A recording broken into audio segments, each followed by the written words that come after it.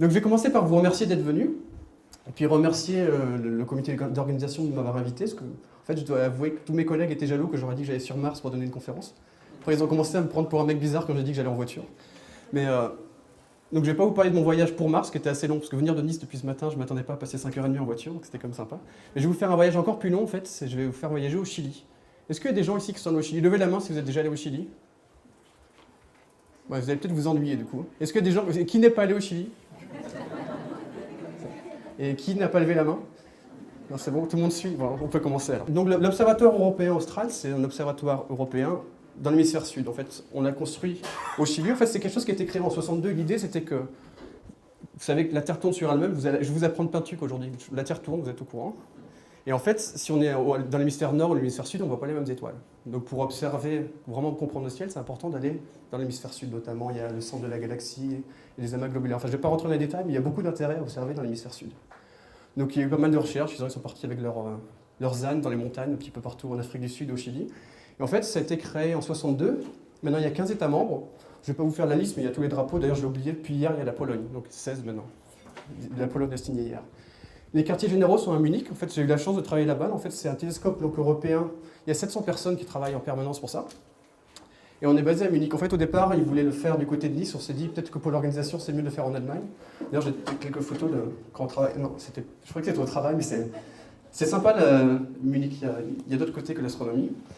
Et en fait, donc, les eaux, c'est aussi trois. Donc, il y a un site à Munich et 3 sites au Chili. Donc au Chili, il y a, peut-être que vous avez entendu parler de Chernantor, c'est là qu'ils ont fait ALMA, qui se trouve à 5000 mètres d'altitude. Il y a Paranal, dont je vais vous parler, c'est là où se trouve le Very Large Telescope, donc le VLT, qui est à 2600 mètres d'altitude, qui se trouve, je ne sais pas si vous connaissez un petit peu la géographie du Chili, mais c'est près d'Antofagasta. Et sinon, près de la Serena, il y a la CIA, qui est le premier télescope donc, qui a été construit, le premier observatoire chilien. Pour ceux qui n'y connaissent vraiment pas du tout en géographie, c'est pour montrer où c'est le Chili. Pour ceux qui ne se connaissent pas du tout, ça c'est la France en fait, mais je pense que la plupart des gens ça va. Et en fait, l'idée pour observer au Chili, on peut faire des demandes, c'est tous les 6 mois on fait une demande d'observation. Il y a plus de 1000 personnes qui demandent d'avoir des observations, et après en général il y a une demande sur 4, sur 5 qui est acceptée. Pour cet instrument, il y en a une sur 14, donc c'est vraiment très difficile d'avoir des observations. Et après, si on a des observations, on peut aller au Chili, on a un petit voyage sympa. Ça fait 14 heures de vol, c'est super sympa quand on n'aime pas l'avion, mais ça vaut le coup. Juste pour vous montrer en fait, il y a un truc qui est assez magique, c'est quand on arrive au Chili, c'est un pays qui est en une seule dimension. On va soit vers le nord, soit vers le sud. Et il y a les Andes en fait. Et le truc, c'est que quand on arrive en avion, on est de l'autre côté. Enfin, on n'a pas encore traversé la cordillère des Andes, que le pilote nous annonce qu'on va descendre. Donc on passe en dessous des montagnes. C'est assez sympa. D'ailleurs, je peux vous montrer une petite vidéo. Hop, on a une lumière en plus. C'est assez sympa. J'ai remarqué hier, c'est un Boeing 777 MH quelque chose. C'est pas très bon signe en général. Donc on vous annonce qu'on descend et on passe en dessous des montagnes. Mais c'est quand même assez impressionnant. À chaque fois, comme ça, au lever du soleil, voir la cordillère des Andes. Je voulais partager ça avec vous parce que c'est quelque chose d'assez joli. Et en fait, donc après ces 4 jours de voyage, il faut se reposer un petit peu. Donc en fait, les astronomes, on a une vie très dure. Je vous montre que le Chili, je ne vous montre pas Hawaï, c'est encore plus dur. Donc quand on arrive au Chili, on a cette petite guest house, c'est une ancienne villa qui se trouve au centre de Santiago, où on peut passer la journée à se reposer, ou à travailler aussi. On peut aussi visiter la ville, enfin Santiago c'est assez joli, le petit quartier. Ça c'est les bureaux à Santiago, en fait, on peut aussi aller travailler. Puis le soir, on peut boire un petit coup de pisco. Je ne sais pas si vous connaissez le pisco, c'est un truc traditionnel chilien, c'est sympa. Le Chili, c'est aussi un pays très beau. Enfin, les gens qui sont allés, je pense qu'ils peuvent en témoigner. Il y a des très belles oasis, ça c'est San Pedro de Atacama, les beaux ports. Enfin, c'est vraiment aussi les lagunes, le vin, forcément. Bon, le vin français, mais il paraît que le vin d'ici est encore meilleur aussi. Mais le plus sympa, ce que je dis à chaque fois quand même au Chili, c'est les habitants. Les habitants chiliens sont super sympas. En général, les Chiliens les prennent mal quand je pars. Il n'y a pas de Chiliens dans la salle? Non, c'est bon, c'est pas grave. Mais ils sont sympas, les Lamas et les Chiliens aussi. Donc en fait, après avoir passé la journée à Santiago, on se lève à 5h du matin pour prendre l'avion pour aller vers le nord, vers Antofagasta. Si vous n'êtes jamais allé à Antofagasta, n'y allez pas en fait, il n'y a vraiment rien à faire. En fait, ça c'est l'aéroport d'Antofagasta. Quand on voit l'avion qui descend la première fois, il ne va pas se poser là, il n'y a rien. Ben, en fait, non, il n'y a vraiment rien. J'ai mis cette photo de moi dans le bus, parce que c'est le seul truc qui avait de la couleur à Antofagasta en fait. Donc si vous êtes vraiment au milieu du désert, il n'y a rien. Mais c'est sympa. Parce qu'en fait, après, une fois arrivé à Antofagasta, on part vite, parce qu'il n'y a vraiment rien à y faire. Et on part vers Paranal. Ça, c'est la route. Ça a changé maintenant. La première fois que je suis allé, c'était comme ça. Il y avait 5 heures de bus pour y aller. Et c'est pas compliqué, on ne peut pas se perdre. On y va tout droit. Et d'ailleurs, on est aujourd'hui sur Mars, mais on a l'impression vraiment là-bas d'être sur Mars. Je m'attendais à avoir des trucs comme ça ici, j'étais un peu déçu. Mais c'est vraiment les paysages qu'on a quand on va vers Paranal. Donc on continue un petit peu. Vous voyez vraiment des PCI. Maintenant, il y a une route. Il y a même des panneaux. Il y a écrit Santiago 2000 km. C'est par là, c'est dans le sud. C'est pas compliqué. Et le truc magique, c'est qu'en fait, une fois qu'on arrive vers l'observatoire, on voit ces 4 monstres. C'est les 4 télescopes, en fait. C'est des bâtiments c'est l'équivalent d'immeubles de 6 étages. On a l'impression d'arriver, c'est un film de science-fiction, on a ces gros télescopes qui sont là. Depuis quelques heures, on a vu juste des cailloux, et d'un seul coup, on voit des trucs comme ça. Et là, il y a cet hôtel, donc c'est l'hôtel où on dort. On ne dirait pas vraiment un hôtel. Est-ce que quelqu'un peut me dire ce qu'il y a là-dessous et à quoi ça sert? Vous avez le droit de dire des conneries, parce que vous ne pourrez pas dire des conneries pires que celles de mes étudiants, n'en ayez pas peur. Je ne vous raconterai pas ce qu'il... Peut-être si vous me demandez après, mais... Est-ce que quelqu'un a une idée déjà pourquoi il y a un truc comme ça? Ouais, mais pourquoi il y a un dôme? C'est le dôme de quoi? Pas loin de ça, il y a encore du Larsen. C'est une grande piscine. Il y a une grande piscine en dessous aussi. Il y a des gens qui ont vu James Bond apparemment. En fait, pourquoi on construit un télescope au milieu du désert? Une des raisons, c'est qu'on ne veut pas qu'il y ait de pollution lumineuse. Alors si on a notre hôtel qui fait plein de lumière, ça, en fait, ça empêche la lumière de sortir de l'hôtel. Ça serait quand même dommage de faire un truc au milieu de nulle part et d'être pollué par l'hôtel. Un truc aussi, c'est que la vie est très dure quand on va là-bas, c'est que c'est très... Ça, je suis sérieux. Je peux être sérieux des fois. En fait, c'est tellement sec que notre nez commence à saigner, la peau se dessèche, on a très facilement mal à la tête, il faut boire beaucoup de l'eau, parce que c'est vraiment très haut, très sec, c'est l'endroit le plus sec au monde. J'ai eu de la pluie, à mon nom, vous pouvez peut-être voir, je suis breton en fait. Ils ont eu la pire pluie en 20 ans, en fait, en une journée, il a plu ce qui pleut en une heure en moyenne à Brest. Et pour eux, c'était la catastrophe, ils ont fermé l'aéroport et tout. Donc c'est un petit peu... Et comme c'est sec, ce qu'ils ont fait, ils ont trouvé une solution. Il y a un jardin tropical et une piscine. Mais c'est juste pour la santé. On s'y baigne aussi. Il se trouve qu'il faut savoir joindre l'utile à l'agréable. Mais c'est vraiment impressionnant parce que quand on rentre dans l'hôtel, on sent vraiment la différence. On sent vraiment qu'il fait plus humide et que c'est plus agréable. Et du coup, pour dormir, il y a des gens quand même qui passent la moitié de leur vie là-bas qui vivent. Ils passent une semaine à Santiago, une semaine à l'observatoire. Et avoir quand même ces conditions, c'est assez agréable. Puis aussi, on peut y travailler. Et donc, on a le bureau à côté de la piscine, comme ça. C'est assez sympa. D'ailleurs, la dernière fois que je suis allé, il y a des gens qui me disent mais ça n'a pas été détruit, parce que j'ai vu un film où ça avait été détruit. Vous l'avez peut-être vu celui-là, c'est un film de James Bond qui a été tourné donc, à Paranal. Mais ils ne l'ont pas détruit en fait, c'est dans le cinéma, ils savent faire des trucs sans détruire des choses. D'ailleurs, j'avais un copain je travaillais avec lui à Manchester, il m'a dit tu sais, j'étais à Paranal quand ils ont fait le film avec James Bond, j'étais avec des James Bond girls et je leur expliquais l'interférométrie. Je lui dis mais t'as vraiment rien de mieux à faire? Tu leur expliques des trucs super compliqués et chiants pour être poli. En fait, c'est un autre ami qui a fait un petit film d'ailleurs, qui dédicace à quelqu'un qui est assis devant, qui décrit en fait les différents instruments qu'on a. Donc en fait, l'avantage du VLT, c'est qu'il y a 4 télescopes. Et les 4 télescopes, ils ont différents instruments, donc on peut faire vraiment tous les différents trucs qu'on peut imaginer pour faire l'astronomie. Donc là, il y a l'hôtel, les télescopes. Je ne sais pas si vous entendez la musique. Et en fait, il y a 4 grands télescopes de 8,2 mètres, c'est la taille du miroir. Il y a des petits télescopes pour faire l'interférométrie. Mon copain pourra vous l'expliquer si vous voulez. Et donc chaque télescope, déjà, il a un nom. C'est en tout, ça, par exemple, c'est des noms indiens du Chili.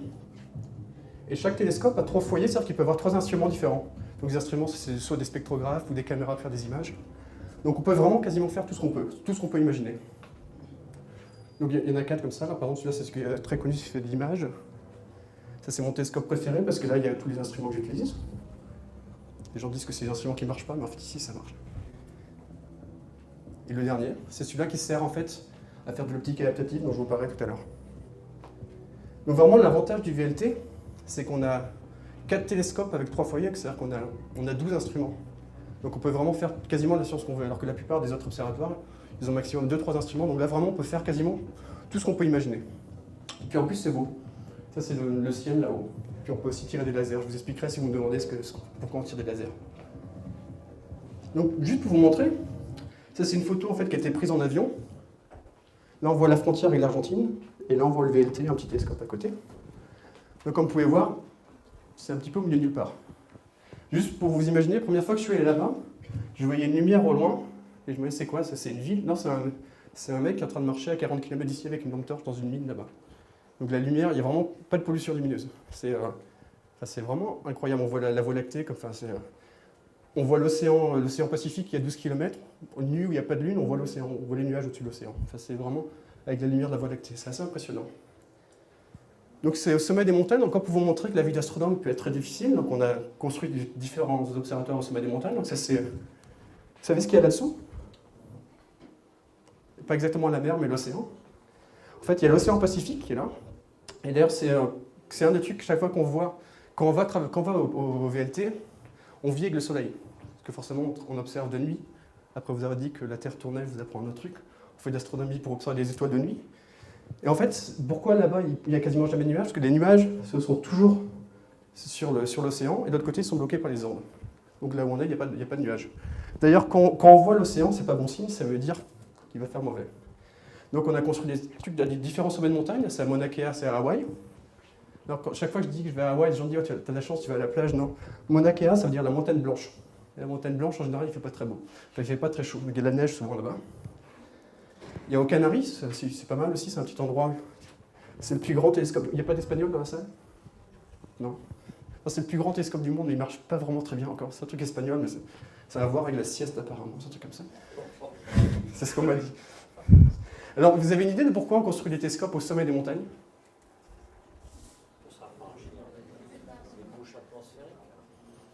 C'est une des raisons. Donc, je vous ai déjà donné deux raisons. On va voir la troisième. La première raison, c'est qu'on veut être loin des pollutions lumineuses. D'ailleurs, je pense, je n'ai pas vu le ciel ici, mais je pense qu'il va être bon, parce qu'il n'y a pas de grande ville autour. Donc, s'il n'y a pas de grande ville, il n'y a pas de pollution lumineuse, on voit bien le ciel. Enfin, est-ce que, si vous allez en ville, vous allez à Paris, par exemple, vous allez voir qu'on voit quasiment pas d'étoiles de nuit. En plus, il n'y a pas de nuages, donc c'est quand même pas mal pour faire de l'astronomie. C'est d'ailleurs pour ça que tous les Bretons qui font de l'astronomie sont retrouvés dans le sud, parce que ça marche pas très bien. Et aussi, donc, quand on est dans les montagnes, on a une atmosphère qui est stable. L'idée, c'est vraiment d'avoir une atmosphère qui est stable. Parce que qu'est-ce qu'elle fait l'atmosphère? Regardez, imaginez, vous avez une étoile comme ça. La lumière qui vient d'étoile, elle peut avoir fait plusieurs années-lumière, plusieurs millions d'années-lumière, plusieurs milliards d'années-lumière, en ligne droite. Elle arrive au niveau de l'atmosphère. Qu'est-ce qui se passe? Elle interagit avec l'atmosphère. C'est comme si vous imaginez, vous regardez quelqu'un, vous avez déjà regardé quelqu'un dans une piscine, vous voyez que l'image est floue. Ou même aujourd'hui, je voyais bien quand il faisait chaud, quand vous êtes sur la route, vous voyez bien aussi que l'image devient floue quand vous regardez au niveau du sol, quand il fait chaud. En fait, c'est ce qu'on appelle la turbulence. Donc la turbulence, imaginez, c'est ce photon qu'on regarde, on essaie de regarder une étoile, il est là depuis des milliards d'années en train de se balader tranquille tout droit, puis il arrive juste au moment où on va l'observer, il change complètement. Donc c'est pas très bien. Juste pour vous donner une idée, pour montrer l'effet de l'atmosphère, j'ai pris deux images avec des petits télescopes. À gauche, c'est dans des mauvaises conditions, et à droite, c'est dans des bonnes conditions. Vous voyez la différence. Maintenant, imaginez, qu'est-ce que vous pourrez trouver comme solution pour s'affranchir du problème de l'atmosphère? En général, les gens sont moins brillants que vous, je suis impressionné. Ouais, si on met dans l'espace, on met un télescope de la même taille, c'est ce que ça donne. C'est pas mal, hein? Moi, je trouve ça pas mal. Ça s'appelle Hubble, vous avez sûrement entendu parler. Mais le problème, c'est que dans l'espace, on ne peut pas envoyer des très grands télescopes. Donc, c'est quand même bien d'essayer de faire du tout sur le sol. Pour ça, on a développé un truc qui s'appelle l'optique adaptative. C'est une grande spécialité française, d'ailleurs, en fait. Donc, comme je vous dis, la turbulence de l'atmosphère fait scintiller les étoiles. En fait, au lieu d'avoir un point, c'est pas vraiment un point, mais plus ou moins un point, on a une patate. Et bien, on veut voir. Donc, l'atmosphère, elle étale l'étoile. Donc, au lieu d'avoir vraiment la lumière qui tombe toujours au même endroit, la lumière elle va tomber à plein d'endroits différents, l'étoile va être étalée. Donc, on ne sait plus vraiment à quoi ressemble l'étoile. C'est ce qu'on appelle la PSF, mais on ne va pas rentrer en détail. Mais en gros, juste pour vous dire, c'est quelque chose qui est assez important. C'est que si on n'a pas l'optique adaptative, la résolution d'un télescope de 8 mètres est la même qu'un télescope de 20 cm. Donc si on veut voir des détails, c'est la résolution, c'est ce qui permet de voir des détails. J'ai toujours cette pièce de... Au fond, vous arrivez à voir ce que je tiens dans la main? Et devant, vous arrivez à voir?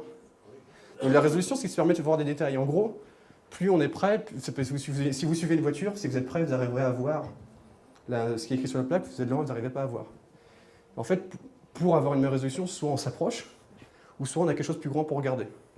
C'est pour ça qu'on construit les grands télescopes. D'ailleurs, c'est pas une blague, c'est non plus l'AGADEC, mon nom, ça veut dire grands yeux. Plus on a des grands yeux, mieux on voit en astronomie. Apparemment, c'était prédestiné. Mais donc l'idée, on fait des grands télescopes pour mieux voir, mais si on a un télescope qui n'a pas d'optique adaptative, on peut faire un truc qui est plus grand que 20 cm, ça ne changera rien. On recevra plus de lumière, mais on ne verra pas plus de détails. Donc il va falloir utiliser cette technique. Comment ça marche? En fait, je mets des mots qui font peur, comme front d'onde, mais n'ayez pas peur. En gros, la lumière, elle arrive tranquille, comme ça, c'est comme un plan. Elle rentre dans l'atmosphère et ça ressort complètement distordu. Et l'idée, c'est qu'on veut corriger ça pour que ça ressemble à ce qu'il y avait avant. Donc ce qu'on fait, c'est qu'en fait, on a sur le télescope, plusieurs milliers de fois par seconde, on voit les déformations de ce plan. Et on corrige, on a des milliers de petits vérins sur un miroir déformable qui, plusieurs milliers de fois par seconde, corrigent et permettent d'avoir l'image nette. Alors la turbulence, en fait, à quoi elle est due? Déjà, il y a différents trucs. Il y a la turbulence, donc c'est le dôme, il y a la chaleur dans la coupole. C'est-à-dire que quand il y a des différences de chaleur, ça fait cette turbulence. Après, il y a le vent au-dessus de la coupole. En général, quand il y a du vent, c'est pas terrible. Ça crée encore de la turbulence. Puis en général, il y a aussi des nuages plus hauts. Donc tout ça, c'est différentes sources de turbulence. Et juste pour vous donner une idée, la turbulence, c'est quelque chose qui change assez rapidement. C'est de l'ordre de quelques millisecondes. C'est des observations faites sans correction. Donc vous voyez une étoile qu'on observe, et vous voyez que ça change. Quand on observe comme ça en temps réel, on voit vraiment l'image qui change. Mais quand même, si on enregistre toutes ces images et qu'on fait une moyenne des images, on arrive plus ou moins à voir à quoi ça ressemble. Donc là, vous voyez, on voit plus ou moins une patate. Là, on a toujours une patate, mais c'est un peu plus précis. C'est un peu moins étalé. Et maintenant, je vais vous montrer quand on déclenche l'optique adaptative. Donc vous voyez cette belle patate, et j'ai fait trop tôt. On déclenche l'optique adaptative, on voit que ce n'était pas une patate, mais 2 étoiles. Vraiment, on arrive à voir des détails beaucoup plus importants. Juste pour vous montrer comment ça marche, l'idée, c'est que si on n'a pas d'optique adaptative, l'atmosphère fait que la lumière, elle va se retrouver à différents endroits à chaque fois. Donc chaque fois qu'on a de la lumière à différents endroits, ça fait un truc qui est étalé. Et pas très, ça monte pas beaucoup. En gros, c'est la quantité. Plus on a de la lumière, plus ça va monter. Et si on met de l'optique adaptative et qu'on arrive à corriger cette déformation, on voit vraiment quelque chose de précis comme ça. Donc c'est vraiment la lumière, elle tombe toujours au bon endroit. Il n'y a plus de problème de turbulence. Alors je vais poser une question à laquelle j'ai déjà donné la réponse, c'est pour voir si vous suivez aussi. Pourquoi on construit des grands télescopes? En plus, il y a écrit la réponse, si vous suffit de dire, mais c'est pas... Mais il y a 2 raisons en fait. Je ne vais même pas vous le demander parce que je vous l'ai déjà dit, vous suivez, non? Si, vous suivez tous. En fait, si on construit un grand télescope, il faut voir un télescope, ça peut être comme un seau de lumière. Si vous avez un seau d'eau, tiens, une question, je vais poser une question, je ne sais pas à qui je vais la demander, mais en gros, si vous avez un seau d'eau qui fait 1 mètre de diamètre et un seau d'eau qui fait 2 mètres de diamètre, vous les mettez côte à côte, ce sera quoi le rapport de quantité d'eau que vous recevez entre les deux? Donc il y en a un qui fait 1 mètre de diamètre, l'autre qui fait 2. Vous êtes meilleurs que mes étudiants. Vous voulez pas venir prendre des cours en master à Nice? Parce qu'en fait, oui, la quantité, le diamètre dépend du rayon au carré. Mais visiblement, il y en a qui n'ont pas encore appris ça. En gros, plus on a un grand télescope, plus on reçoit de la lumière. Donc c'est important, parce que l'idée, c'est qu'on veut observer des trucs qui sont très loin. Donc des fois, on essaie juste d'avoir quelques photons. Donc c'est un truc plus grand pour recevoir. On reçoit plus de photons. Aussi, c'est quelqu'un on m'a dit une fois que chaque fois qu'on mettait une équation, on allait perdre 50% de la salle. Déjà qu'il fait noir au fond, je pense que je vais perdre le fond. Mais restez là, n'ayez pas peur. En fait, j'ai mis juste une équation, c'est pour vous montrer, je vais vous l'expliquer simplement. C'est que la résolution, elle dépend de la longueur d'onde. Donc la longueur d'onde, c'est la couleur, si on observe dans le bleu ou dans le rouge.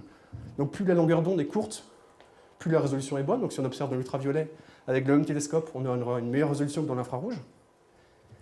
Et aussi, la résolution, elle dépend du diamètre du télescope. Donc plus on a un grand télescope, plus on a une bonne résolution.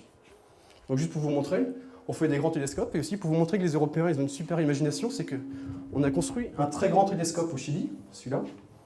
Comment ils l'ont appelé le Very Large Telescope, ce qui veut dire le très grand télescope. Et après, ils font un télescope extrêmement grand, comment ils l'appellent le télescope extrêmement grand, l'Extremely Large Telescope. Je ne sais pas ce qu'ils vont trouver pour le prochain, mais ça devient... Mais juste pour vous donner une idée quand même, c'est des trucs assez grands. Là, il y a des voitures, là. C'est un truc assez grand. Ça, vous connaissez peut-être pas, c'est là où je travaille, c'est l'observatoire de Nice, qui fait quand même 26 mètres de diamètre. En fait, à l'époque, comme ils faisaient des lunettes, les lunettes ont des très grandes distances focales. Donc là, on a un télescope qui fait 76 cm, mais il fait 18 mètres de long, du coup, on a une coupole qui fait 26 mètres de diamètre. Le MLT, qui va faire 40 mètres de diamètre, il fait quasiment la même taille au niveau de la coupole. Donc une fois qu'on a compris ça, on est prêt à observer. Vous êtes prêts? Donc en fait, avant d'observer, on va ouvrir les coupoles. C'est quand même... ça sert. Vous rigolez, mais j'ai entendu des gens aux Canaries qui disaient on ne voit pas d'étoiles. Ils avaient oublié d'ouvrir la coupole. Donc c'est le premier truc qu'on dit aux gens, ouvrez la coupole. Et en fait, pour ouvrir la coupole, il y a des techniques assez... Ça, c'est un film en accéléré, mais ça met bien 15-20 minutes. Il y a différentes lames comme ça qui s'ouvrent, qui permettent d'éviter les radars de turbulence dans la coupole. Donc c'est un des rituels, on regarde le coucher de soleil et on voit l'ouverture des télescopes. Comme ça. Donc ça, c'est des grands télescopes, on va ouvrir les petits aussi, qui servent à faire l'interférométrie. Ça, j'aime beaucoup l'ouverture de cela. Ça vous fait pas penser à quelque chose? Ouais, bah, si vous regardez, déjà, ça c'est un truc. Déjà, juste pour montrer ce qu'on va observer. Si on voit ça, c'est super beau, mais on ne veut pas voir ça en fait. On a un très beau coucher de soleil, mais on va avoir une nuit qui sera. Enfin, ça veut dire qu'il y a des nuages. Donc quand je ramène des belles photos du ciel, en général, c'est pas bon signe, je reviens sans beaucoup de données. Ça, c'est une autre photo que j'ai faite, du coup, c'est un truc qui circule un petit peu partout sur Internet. J'ai réussi à prendre juste au bon moment, du coup, ils appellent ça, c'est le Pac-Moon, c'est le Pac-Man qui est en train de manger la Lune. Ça ressemble un peu quand même, non? D'ailleurs, il y a des gens qui l'ont repris sur Internet, qui se sont amusés à faire des trucs avec, comme ça. Ça, c'est pas moi qui l'ai fait, mais j'ai retrouvé. Et si on rajoute un petit truc, ça ressemble vraiment à Pac-Man, en fait. Et la dernière fois, j'ai même vu quelqu'un qui avait partagé ça sur sa page Facebook. C'est ma photo, et genre, il y a quand même 255 000 likes sur le truc, c'est ma photo quand même. Mais bon, les gens aiment bien, apparemment. Mais de nuit, à quoi ça ressemble? Je vais vous montrer un petit peu. Vous avez vu le ciel ici? Il y a une spécificité dans l'hémisphère sud. Donc, il y a la Voie lactée, déjà, on a le cœur de la Voie lactée. Vous savez ce que c'est, ça? Et il y a un autre qui va venir encore. Non, Andromède, c'est dans l'hémisphère nord. Mais c'est pas loin. C'est le petit et le grand nuage de Magellan. Donc Magellan, quand il est allé dans l'hémisphère sud, il a vu deux trucs qui ressemblaient à des nuages. Il appelait ça les nuages de Magellan. Mais ça bougeait pas. Et en fait, on s'est rendu compte au XXe siècle que c'était des galaxies. Donc juste pour le plaisir, parce que j'aime bien montrer des belles images, en fait. Ça, forcément, c'est en accéléré. Hein. On voit les télescopes qui tournent pour suivre les étoiles. Et la voûte stellaire qui tourne. De temps en temps, on voit des avions passer ou des météores qui vont tomber aussi. Et ça peut faire des très belles photos si c'est par exemple, là on utilise le laser, je vous expliquerai si vous voulez après, au centre de la Voie lactée comme ça. On n'est pas en train d'essayer de détruire des étoiles, c'est pour faire de l'optique adaptative en fait. D'autres belles photos encore. Quelqu'un peut me dire ce que c'est, ce qu'on voit là? La première fois que j'ai vu ça, c'était, je me dis, est-ce que c'est de la pollution lumineuse? Ça ressemble beaucoup à de la pollution lumineuse. Mais quand on est au Chili, quand on regarde vers l'ouest, enfin le prochain truc qu'il y a, c'est un petit peu... Il faut traverser le Pacifique, donc il n'y a pas de ville en fait. En fait, c'est la lumière zodiacale qui est la réflexion. Comme nous, on peut voir la Voie lactée, vous savez ce que c'est? C'est notre galaxie qui est vue par la tranche. Et on voit aussi notre système solaire par la tranche. Donc c'est la lumière du système solaire qu'on voit. C'est la lumière zodiacale. C'est assez difficile à voir. Peut-être qu'on le peut voir d'ici, je sais pas, mais c'est un truc, il faut vraiment un bon ciel. Bon, maintenant, je vais quand même vous parler de sphère. Donc, le but de sphère, est-ce que quelqu'un a entendu parler de sphère? À part Eric, je ne sais pas où il est passé, mais... En fait, sphère, c'est un nouvel instrument du VLT qui a pour but de faire des images directes d'exoplanètes. Vous savez, d'ailleurs, cette année, c'est une des raisons pourquoi c'est l'année de la lumière, en fait, les 20 ans de la découverte de la première exoplanète. C'était découvert en France, d'ailleurs, à côté de Saint-Michel-de-Provence. Bon, les détections étaient faites de manière indirecte. Donc maintenant, ce qu'on veut faire, c'est faire des images directes de ces exoplanètes et de voir de quoi elles sont faites, s'il y a de l'eau, par exemple, dessus. Mais c'est pas facile. Imaginez, si vous voulez faire une image d'une exoplanète, c'est comme si vous observez... En fait, les étoiles sont 1 milliard de fois plus brillantes que les planètes. C'est comme si vous vouliez observer un ver luisant à côté d'un phare. Vous imaginez? Il y a le phare qui vous éblouit un petit peu. Donc les étoiles sont 1 milliard de fois plus brillantes que les planètes. C'est pas facile. Et en plus, c'est comme si vous voulez voir un ver luisant près d'un phare, et le phare se trouve à New York. C'est pas facile. Juste pour vous donner une ordre de grandeur, je vais encore utiliser cette pièce, c'est vachement pratique les pièces d'1 euro. En fait, vous avez tous entendu parler d'un degré. Un degré, ça vous parle. Vous avez tous eu un rapporteur. Nous, on parle d'arc seconde. Donc un degré, on le coupe en 60, on a 1 minute d'arc. C'est pas très grand. On coupe 1 minute d'arc en 60, on a 1 seconde. Et là, ça ne parle plus à personne. Mais imaginez 1 seconde d'arc, c'est si vous prenez cette pièce et vous la regardez à 3 km. Ça fait un angle assez petit, en fait. En fait, ce qu'on arrive à voir, ce qu'on doit essayer de voir pour voir des planètes, c'est prendre cette pièce-là et la voir à 300 km. Ça semble incroyable, mais on arrive à le faire en fait. Mais on n'essaie pas de regarder des pièces, on regarde vers le ciel, mais quand même. Et comment ça marche en fait? Donc d'abord, la première étape, il faut corriger l'effet de l'atmosphère. Donc il y a la lumière qui arrive de l'étoile, elle est déformée par l'atmosphère, donc ça devrait être des trucs bien ronds. Et quand on déclenche l'optique adaptative, vous allez voir que l'étoile là, quand on va la déclencher, hop, elle redevient ronde. Mais après, il faut aussi réussir à éteindre l'étoile pour voir la planète qui est à côté. Pour ça, en fait, c'est comme si on mettait... Imaginez, regardez cette lumière, mettez votre doigt devant, vous allez voir que vous arrivez à masquer la lumière. Il y en a 3 qui suivent, c'est pas mal. Et en fait, on fait la même technique, mais sauf qu'on ne demande pas à un astronome de mettre son doigt dessus, c'est un peu plus compliqué. Mais on éteint la lumière comme ça. C'est un truc qui a été aussi fait par un Français qui s'appelait Lio la première fois pour le Soleil. Vous avez déjà vu des éclipses solaires? En fait, c'est exactement ce qui se passe. C'est que la Lune sert de ce qu'on appelle la coronographie. C'est qu'elle coupe la lumière du Soleil. Du coup, on peut voir la couronne solaire. C'est pour ça qu'on appelle ça des coronographes. Donc, Sphère, en fait, c'est un petit peu... Je vais vous faire peur, je vous montre, c'est une machine de guerre, en fait. Donc, il y a différents instruments, je ne vais pas vous rentrer dans tous les détails de tous les trucs. En gros, il y a le miroir difformable qui est là, qui a 4000 petits vérins qui fonctionnent 1200 fois par seconde, qui bouge le miroir de quelques nanomètres pour le rendre précis. Et il y a 3 différents instruments. Et en fait, il se trouve sur ce qu'on appelle la plateforme NASMI, qui est là. Donc c'est la Sphère, c'est la boîte qui est là. Et ça, c'est un télescope de 8 mètres. Donc c'est un truc assez grand. D'ailleurs, ils ont dû un petit peu raboter le VLT parce que ça ne tournait pas. Et quand ils sont arrivés, quand ils l'ont installé, ils se sont rendus compte que le truc était trop grand. Ils n'arrivaient plus à faire tourner le télescope. Là, je vais peut-être parler plus, ça va être un peu technique, mais c'est une jolie image, donc les gens qui ne comprennent pas, c'est pas grave. Mais en fait, c'est juste pour vous montrer que Sphère, c'est une stabilité impressionnante. Vous vous rappelez l'image que je vous ai montrée avec la turbulence? Ça bougeait dans tous les sens. Mais là, je vais vous montrer les mêmes observations faites avec Sphère. Ça ne bouge pas trop. Au lieu d'avoir une patate, on a vraiment l'étoile qui reste. Ça, c'est des trucs qui servent à centrer, donc c'est normal que ce soit là. Donc ça marche plutôt bien. Hop. Mieux que mon ordinateur, en tout cas. On va arriver à la fin. Donc c'est juste pour vous dire, ça c'est des images, donc on a fait des temps d'intégration de 8 secondes. Normalement, l'atmosphère, elle bouge tous les millisecondes, et là, même sur des échelles de plusieurs secondes, ça ne change pas du tout. Donc on arrive à faire des images très très nettes. D'ailleurs, je pense que c'est les images les plus nettes jamais obtenues, je vous en montrerai après, c'est pour vous garder éveillé. Ça, c'est aussi pour vous parler, en fait, qui sait ce que c'est une tâche d'Airy ou des anneaux de diffraction? Il y a des astronomes amateurs dans la salle? Non. Mais en gros, quand on fait une image d'une étoile, on ne voit pas un point, on voit un point avec des anneaux autour. Et en général, quand on en voit un ou deux, c'est pas mal. Et là, je n'ai pas compté, mais en gros, ça veut dire que l'image est de très bonne qualité. Plus on a des anneaux, plus c'est de bonne qualité. En général, ça c'est pris dans l'infrarouge. Si on en voit 4-5, c'est vraiment très très bien. Et vous n'avez pas fait waouh, mais je pense que si on montre ça à des astronomes, ils font waouh. Vous pouvez le faire si vous voulez, mais. Je vois que c'est spontané en plus, c'est impressionnant.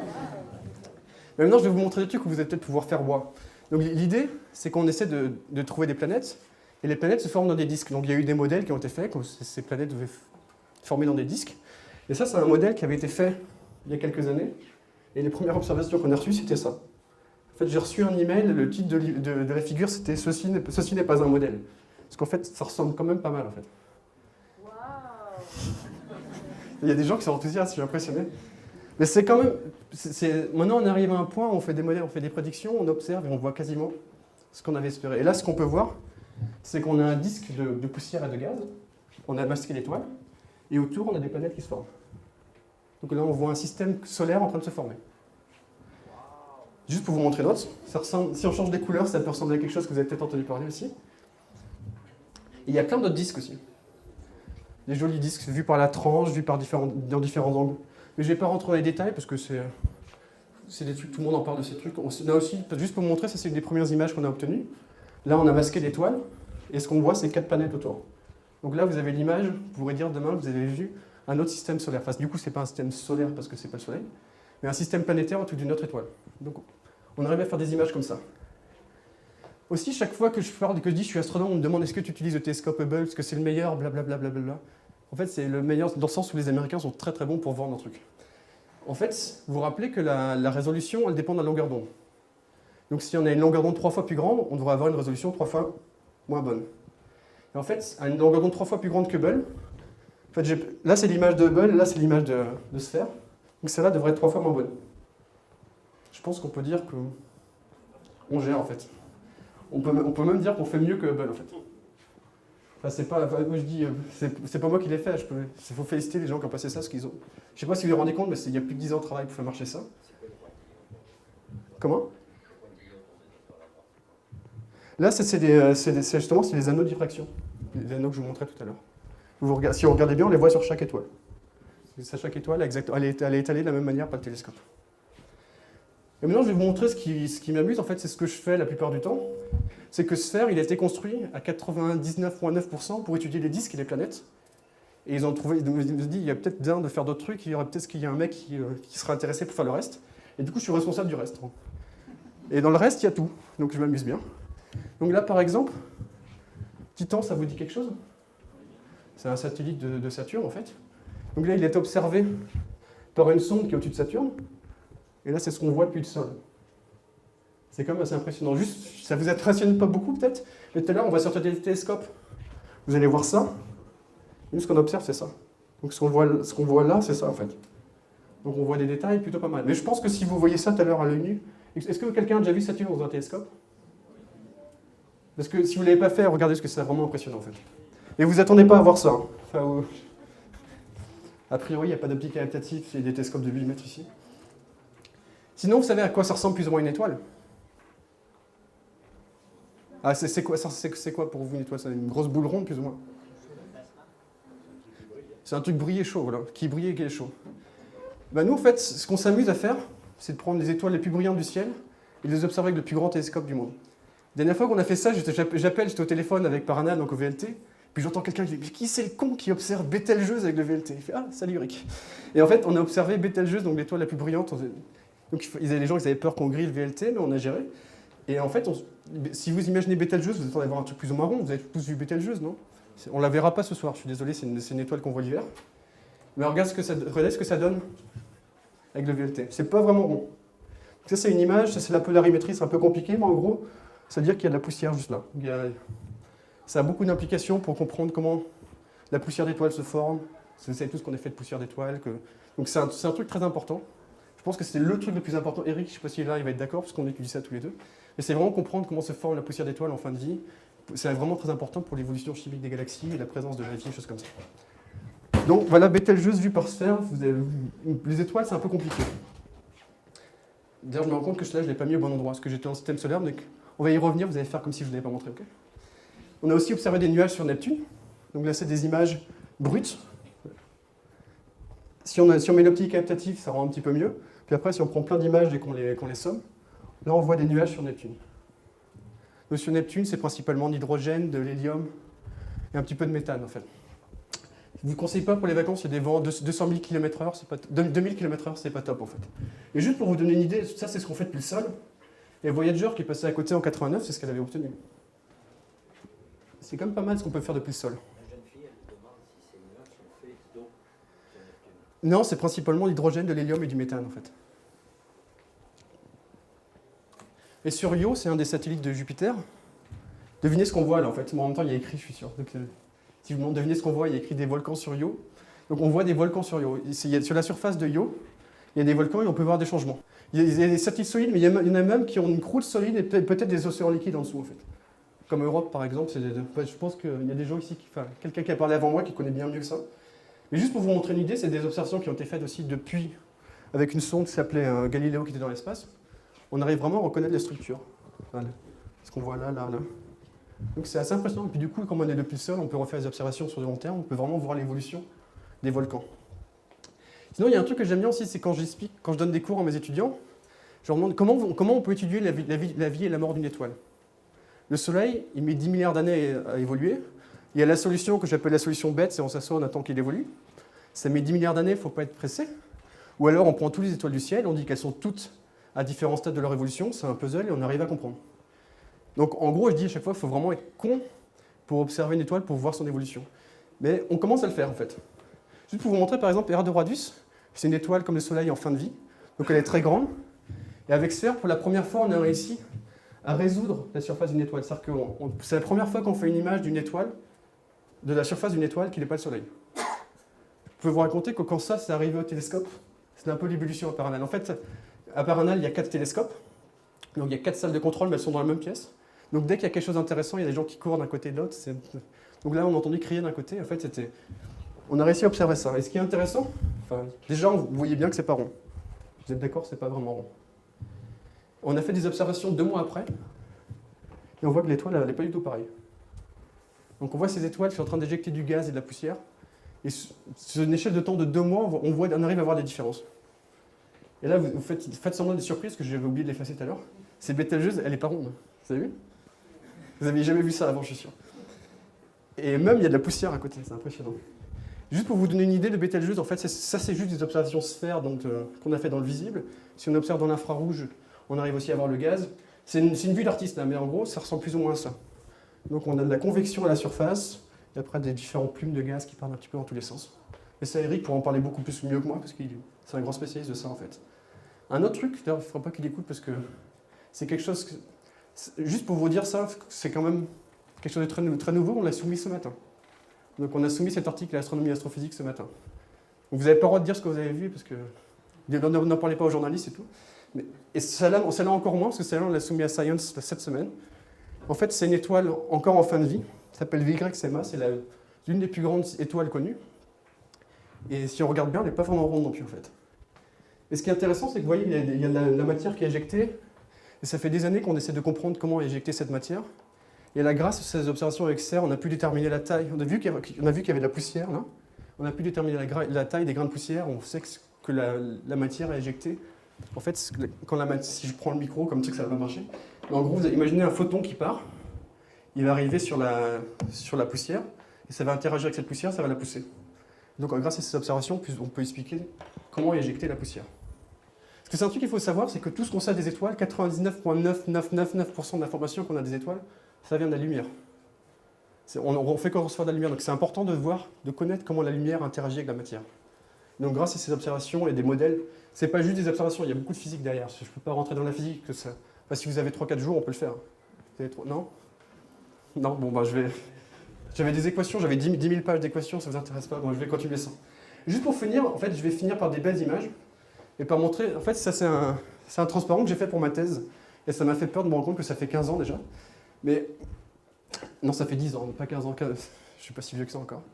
En gros, j'essaie de comprendre. Quand je vous parle, avant aujourd'hui, si vous dites quelle est la forme d'une étoile, vous m'aurez dit elles sont rondes. Maintenant, vous êtes peut-être un petit peu plus certain. Mais en gros, les étoiles comme le Soleil, elles sont toutes plus ou moins rondes. Donc ça, c'est une étoile comme le Soleil dans une phase avancée qui s'appelle l'AGB. Vous n'avez pas besoin de savoir ce que c'est, mais en gros, cette phase, elle est avant celle-là. Donc on a une étoile qui est à peu près ronde. Et après, on a les nébuleuses planétaires qui ont des formes, ça peut être des papillons, des rectangles, des trucs assez tordus, des ronds des fois aussi. Donc ça fait 10 ans, vous allez dire, le mec il est un peu bizarre, ça fait 10 ans que j'essaie de comprendre ça. Ça fait même très longtemps, on observe, ça c'est des observations faites avec Hubble, on peut voir qu'il y a des belles morphologies. En plus on donne des noms originaux, donc ça c'est l'insecte, le papillon par exemple. Et en fait, on se dit, ça fait plusieurs décennies que ça a été proposé, les étoiles, la plupart des étoiles, le Soleil il est tout seul, plus ou moins. Enfin, vous voyez dans le ciel, il n'y a qu'une étoile. Imaginez maintenant, en fait, si vous ne savez peut-être pas, mais 50% des étoiles, connues ou pas, elles vivent en couple en fait. Elles se forment à 2, ou à 3 même, mais souvent c'est à 2. Et en fait, si on a une étoile en fin de vie avec son partenaire, quand elle commence à éjecter son gaz, le partenaire peut accréter le gaz, et ça va former un disque à l'équateur. Et du coup, on parlera après si vous voulez, parce qu'en fait, sinon on n'aura pas le temps en fait. Mais n'hésitez pas à venir après. Ça va former un disque. Et le disque va faire qu'à l'équateur, il y a plus de matière. Et quand la matière va être éjectée à la fin, elle ne pourra plus partir à l'équateur, elle va partir par les pôles. Donc c'est un modèle qui est prévu depuis plusieurs décennies. Mais c'est quelque chose de pas très facile à prouver, parce qu'en fait, avec un ami d'ailleurs, on a trouvé, c'était pendant ma thèse, on a apprécié à voir ces disques. Mais on n'avait encore jamais réussi à voir une étoile en fin de vie plus ou moins ronde, comme le Soleil, avec un compagnon binaire en train de former un disque. Alors ça c'est un truc qu'on a obtenu, ça fait quelques mois maintenant. Donc on a observé cette étoile qui s'appelle L2 Pup. C'est celle-là. Pour l'instant, on voit rien de spectaculaire. En fait, c'est un collaborateur qui est au Chili, qui un soir, je me rappelle, j'étais au boulot, il était 19h, ce soir, je suis redescendu à 1h du matin, parce que quand il m'a envoyé ça, il m'a montré ça. Bon, vous, ça vous fait pas grand-chose. Et là, je fais waouh. En fait, si vous pouvez le faire, vous le faites vachement bien, quand même. En fait, ce qu'on voit là, on voit un disque. Et là, si vous regardez bien, vous allez me dire, je vois qu'il bluffe. Il y a 2 étoiles. En fait, si on change un petit peu la façon... Le problème, c'est un problème de contraste. En fait, on a plus d'informations que notre œil peut en voir. Donc si on change la façon de présenter l'image, on voit clairement qu'il y a 2 étoiles, en fait, là. Il y a 2 étoiles et un disque de poussière. Donc c'est exactement ce qu'on cherchait. Le mec, il m'a envoyé ça en plus, il dit, tiens, Rick, tu penses quoi? C'est pas mal, ça fait 10 ans que je cherche ça. Alors du coup, on a continué un petit peu à observer. En fait, ça, c'est l'image qu'on a obtenue au final. Donc on voit très bien le disque et les 2 étoiles qui sont là. D'ailleurs, on a eu un petit communiqué de presse, c'était rigolo parce que l'autre, il n'est pas vraiment chilien, en fait, il est breton aussi. Donc on a eu l'honneur de passer dans le Télégramme de Brest, ça fait la classe. Hein. Et en fait, le titre, donc il y avait Miguel, Pierre et moi, c'était la découverte étoilée de 2 Bretons. Et Miguel, chaque fois, il dit, on se demande qui n'est pas breton sur la photo. Non, en fait, il est du sud-est. De la France. Et c'est aussi un truc rigolo. On n'est pas si bon Sciences et Vie, c'est pas mon choix, mais ça doit être rare d'avoir des trucs d'astronomie dans Forbes, en fait. C'est pas tous les jours qu'on parle d'astronomie dans Forbes. Et depuis, on a eu une autre image. Ça, c'est une image que maintenant le directeur de l'ESO, chaque fois qu'il veut présenter le VLT, il montre ça là, parce qu'elle est assez incroyable en fait. Là, c'est 2 étoiles. là je pense qu'on les voit assez clairement, qui sont en train d'interagir. En fait, l'interaction de cette étoile, ça fait un jet qui est en précision, que c'est comme un tire-bouchon. Je ne sais pas si vous imaginez, mais la taille de ce truc-là, c'est 3,5 arcs secondes. Donc vous vous rappelez, c'est l'équivalent d'une pièce à 1 km. La taille de l'image entière. Vous imaginez les détails qu'on arrive à voir comme ça? Et je vais m'arrêter là, parce qu'il est déjà 22 h en fait, et avec un petit quiz. J'ai une photo de moi prise sans Photoshop, et si vous arrivez à comprendre comment elle a été faite, vous aurez gagné, enfin, mon respect, c'est déjà pas mal. Et je vais m'arrêter là. Merci.